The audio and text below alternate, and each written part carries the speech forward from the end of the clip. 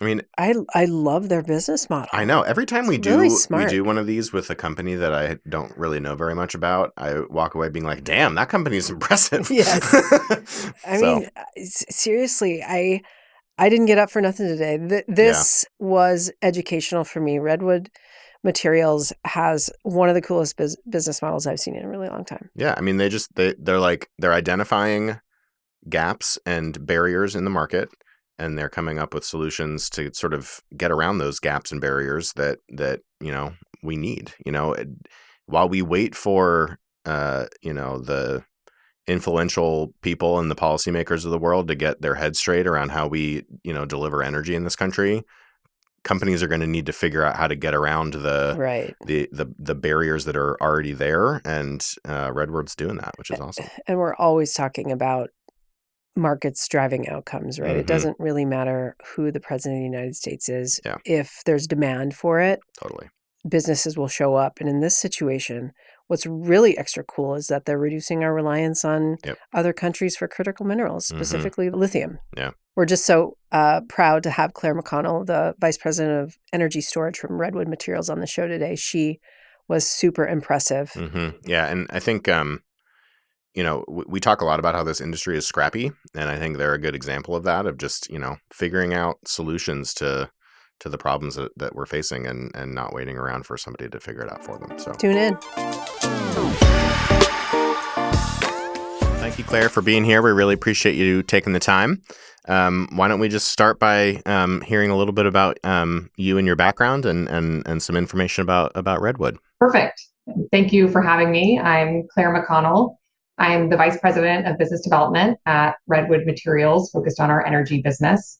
My career has really been focused on the intersection of transportation and clean energy. I started my career in management consulting, but I then moved over to Tesla in 2011, where I worked in both finance and then business development for Tesla Energy, and then moved to Proterra, where I was most recently the chief business officer. And throughout this journey, I've gotten to see the potential of battery technology, but also the challenges of building cost effective infrastructure at scale. Redwood Materials was founded in 2017 with a mission to build the US supply chain to secure critical materials, strengthen energy dominance, and to power the next era of American industry. We're positioning the United States to lead in both energy storage dominance, but also critical materials production, two key pillars of energy dominance. And today we receive 20 gigawatt hours of batteries annually for recycling, which is the equivalent of about 250,000 electric vehicles and represents the majority of all lithium ion batteries recycled in North America. And in June, we launched our new business unit, Redwood Energy, which I'm really excited to be here to talk to you all about today.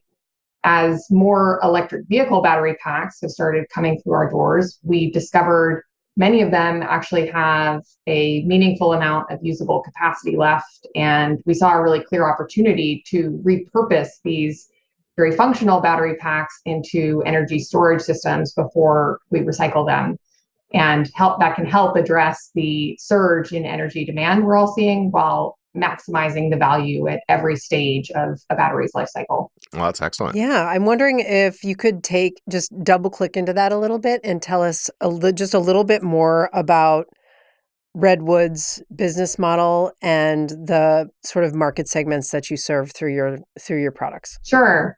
At Redwood, in terms of our energy business, what sets us apart comes down to a few key differentiators.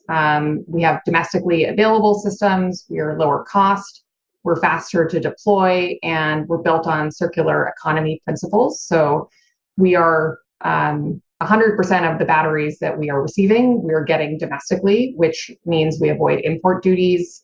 And that's a pretty big advantage in today's trade environment. We're lower Hmm. cost, partly because we're repurposing battery packs alongside new ones in our systems. And by preserving the battery packs from electric vehicles in their original form and also not being dependent on foreign supply chains, we're able to move very quickly. And sustainability, of course, is built into our model. We're maximizing the value of battery packs at each stage of its life cycle. And how we do this, which is probably what you're most interested in hearing, is through our breakthrough pack manager technology.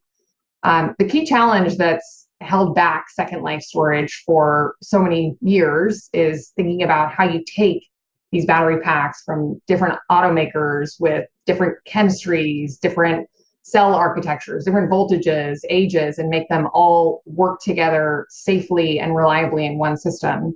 And we've designed what we're calling a pack manager that can serve as a universal translator between every EV battery pack and the energy storage system. And it conditions voltage and current, so different chemistries and ages can operate on the same DC bus.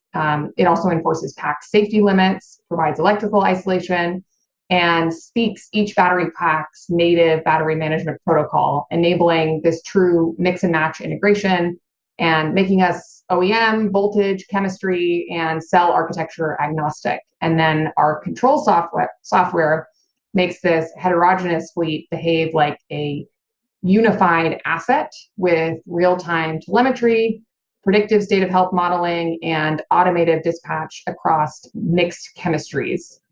And then, yes, in terms of the markets we are serving, certainly we are getting a lot of interest right now for AI. So right now we're seeing the most immediate demand there, given this urgency around powering data centers and our technology's ability to serve that application very well. Mm-hmm. But we also see our technology serving a wide range of applications. So renewable energy projects, we can balance supply and demand and support integration of intermittent wind and solar generation. Industrial facilities with high loads, we can provide backup power, demand charge reduction through peak shaving. Utilities and grid operators, we offer grid forming capacity, frequency regulation, and transmission congestion relief.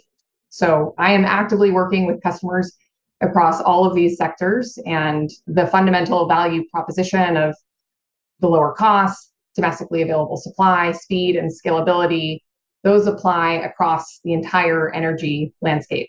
You described a lot of different positive attributes of what you are offering to some of your customers, and the the wide array of business models that are in high demand of the services you're providing. I wonder if you're noticing any trends from these conversations that you're having with existing customers or potential customers about what is it that they are most in need of when it comes to an energy solution. Is it bringing down costs and addressing the sort of total affordability? Is it a reliability question? Like what is it that you're hearing from customers the most right now? Yeah, you've definitely touched on the key themes we're hearing. So I'd say three things are coming up pretty consistently in my conversations with large energy buyers. The first is just this urgency around power availability and speed to deployment. Mm-hmm. AI infrastructure companies, they're facing grid interconnection queues that can be 5 to 7 years long, which is really untenable when their competitors are getting to move at startup space. They need the power now. They don't need it in half a decade. Right. So, this is one of the big themes we're hearing. Mm-hmm. The second is reliability and resilience. You mentioned reliability as well. AI training runs can cost millions of dollars, not tens of millions, and a power interruption can set back this critical research by weeks or months. So companies really need guaranteed 24/7 power availability, and they're increasingly looking beyond the traditional grid to achieve that level of reliability. And the third, you mentioned cost as well, is cost predictability and supply chain security. So with energy prices being so volatile right now and rising in many regions, companies want solutions with upfront affordability, of course, but they also really want this long-term cost stability and domestically available supply chains. They want to know their power infrastructure won't be disrupted by geopolitical events or trade policy changes. So those are some of the big themes we're seeing. I just wanted to quickly go to one piece you mentioned about sort of the long lead times for some of the other, generation technologies. What does that look like on your end? How quickly are you able to get systems online for some of your customers?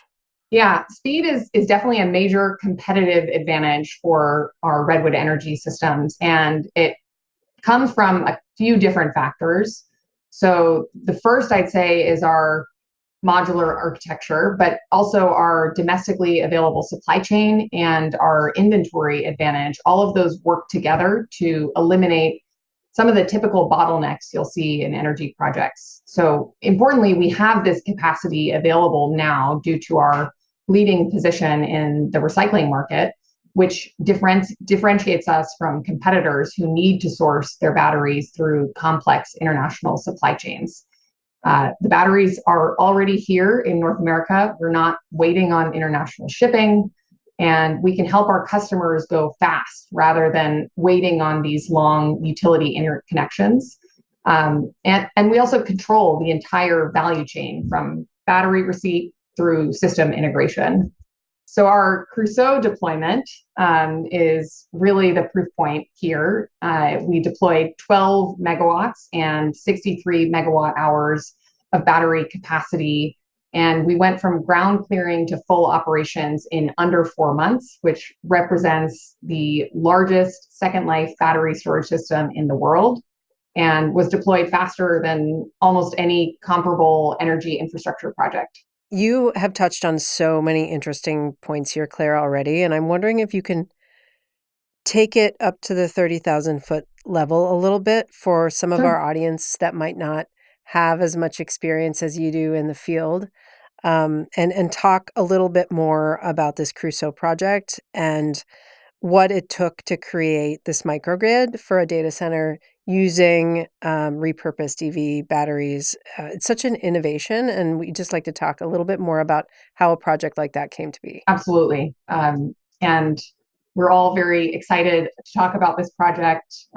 It really represents what can happen when two companies with deep expertise and a passion for energy innovation can come together. So Crusoe, for those of you who don't know them well, they specialize in computing infrastructure. And at Redwood Materials, we have an expert team excelling at batteries, energy storage, critical materials, and the software systems that tie it all together. So our team saw an opportunity. Crusoe needed reliable, sustainable power for their data centers, and we had access to the batteries and the technology that could deliver exactly that. So through a variety of collaborative working sessions, we developed this solar plus storage microgrid solution that showcases how circular economy principles, leveraging repurposed electric vehicle battery packs, can meet the growing power demands of AI computing. And the result, as I mentioned, is the largest second life battery storage system in the world. And it's powering AI factories for Crusoe at an energy cost that's actually lower than the grid, demonstrating that grid scale reliability using mixed OEM packs. And it's not just a demonstration project, which was something we're really proud of. It's a commercial revenue generating operation. And we went from that concept to revenue generation in really record time. So excited to prove that this model can work at scale and validate this approach of repurposing batteries. Mm-hmm. Yeah, I appreciate that. We talk a lot about co-location here. We talk a lot about VPPs. So tell our audience what the value is of developing in this way for not just the individual companies that you're working with, but the larger benefit to the local communities. If you're building a microgrid, for example, you're reducing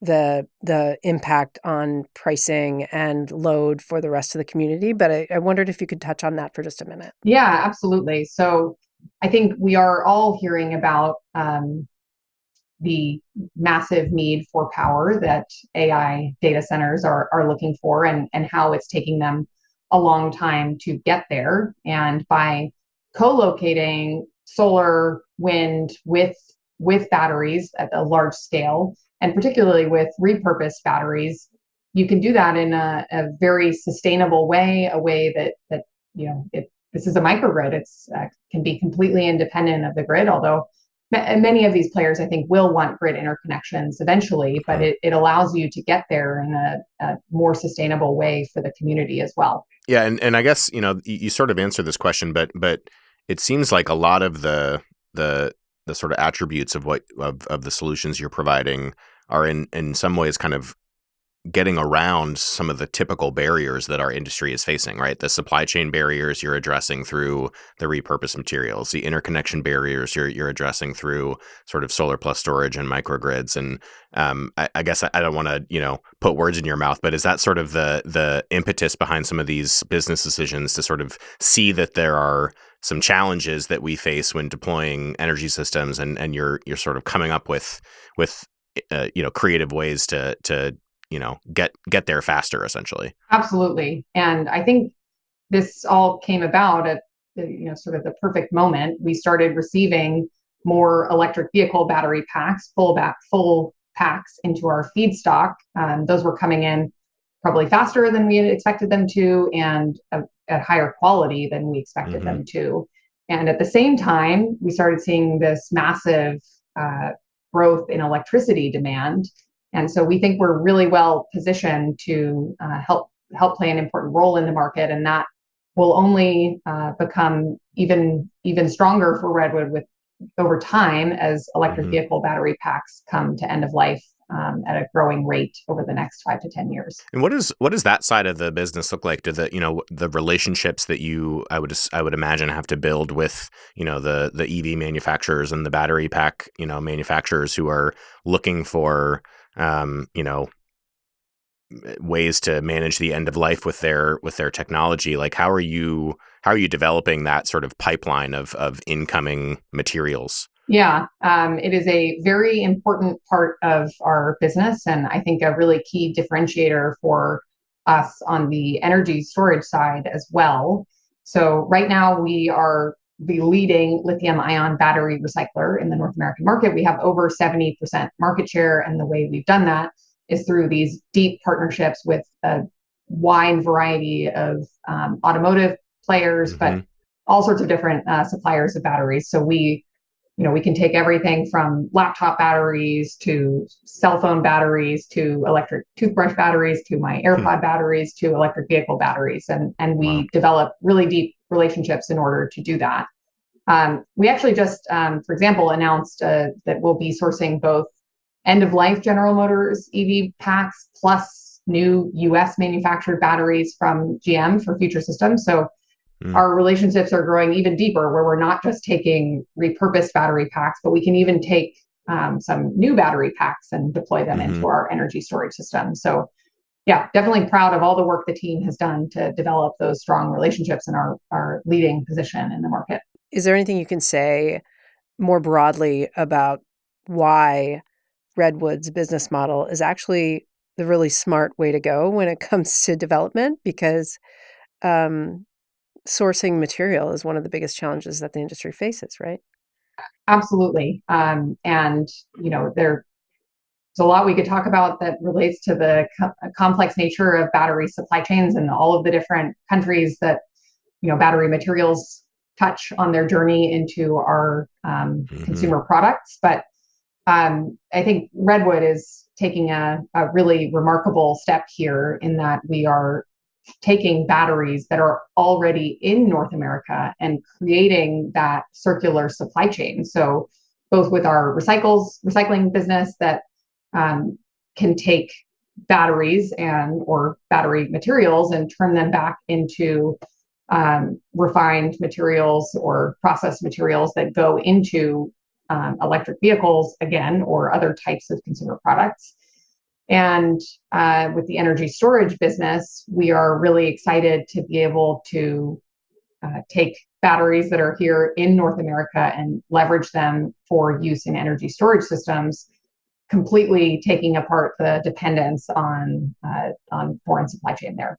Before we let you go, I would just love to sort of think about what's next, and you seem to have really um, funnel a lot of innovation into this company over a pretty short period of time, and I'd love to hear sort of what you think is coming next for Redwood, and any other new sort of business ventures, or you mentioned the um, you know starting to source brand new batteries in addition to the repurposed ones. Like what else is on the horizon for you guys? Yeah, we're scaling pretty aggressively across multiple dimensions. On the supply side, which I know we've touched a bit on, we will have tens of gigawatt hours of battery capacity in the coming years, and we'll be quadrupling that supply in under 2 years. So by 2030, there will hopefully be enough end of life batteries to supply more than half of the entire energy storage market. And that wave of batteries coming back really is accelerating, and we're uniquely positioned to capture it. On project scale, we're already designing projects over 100 megawatt hours. So we expect to see these projects grow. And our architecture really can scale without limitation. So that enables new applications at higher power and longer durations. Partnerships, we're expanding our customer pipeline, both in AI and data centers, but also in those other markets that we talked about, like utilities, renewable developers, and industrial applications. And on the team side, we're hiring aggressively across business development, project development, engineering, operations. And I can tell you from personal experience how rewarding and, no pun intended, but energizing this work is. It really is a unique opportunity to combine the urgency of the AI race with the impact of building sustainable infrastructure. And I'm very excited to be taking a part in that. That's great. I have one more question. And mainly this is because I want to make sure that everybody who listens to this episode really walks away understanding what your organization does. So I want to put a finer point on why developers and grid operators, hyperscalers should be thinking about incorporating storage into their development projects. It's such a no-brainer to everybody who's in the industry, but I wonder if you could articulate from where you sit how important that is. Yeah, I think it does depend on the application you're looking at. So AI infrastructure, they're thinking about speed to power. How can they get their data centers up and running most quickly? And domestically available batteries partnered with generation sources like that can get you up and running at a speed that is sort of unmatched in the market, which is really compelling for the AI data center builders. But for renewable energy projects, we can balance supply and demand. So taking renewable generation assets when they're producing and storing them and dispatching them when they're needed can be really game changing. And as battery costs have come down, we've been able to see more and more of that happening, which is really exciting for the future of renewable generation. And for utilities, grid operators, there are a variety of benefits that the battery can provide. And a real advantage of a battery or energy storage system is that it can do those things simultaneously. So, it can capture the low cost, abundant renewable energy and dispatch it when it's needed most. But it can also provide that speed, and it can enable this sort of circularity. Well, music to our ears. Yeah, we couldn't say it better ourselves. Well, I guess lastly, how can people get in touch with you? What can they do to learn more? Yes. So I always love to hear from potential customers. So I appreciate you bringing that up. The best way to reach out to us is probably through our website, redwoodmaterials.com/energy. But you can always ping me directly on LinkedIn. And I'd also say that, we are interested in selling energy storage systems. So I'm happy to talk to you about that. But we also want to be creative. So if you want to reach out to me and talk about how you can supply batteries to us, if you're an automaker, but also on the deployment side or strategic side, if you have ideas on how to help us scale and reach new markets faster, would love to talk to you. So please reach out. Claire, thank you so much for taking some time. We're really excited that your company is doing what you're doing. It's badly needed, as you've articulated in our sort of energy system. So keep on keeping on, and we'll Yeah. talk soon. Nice to meet you both, Colin and Steph. Thank you so much for having me. Likewise. Thanks a Thank lot. you.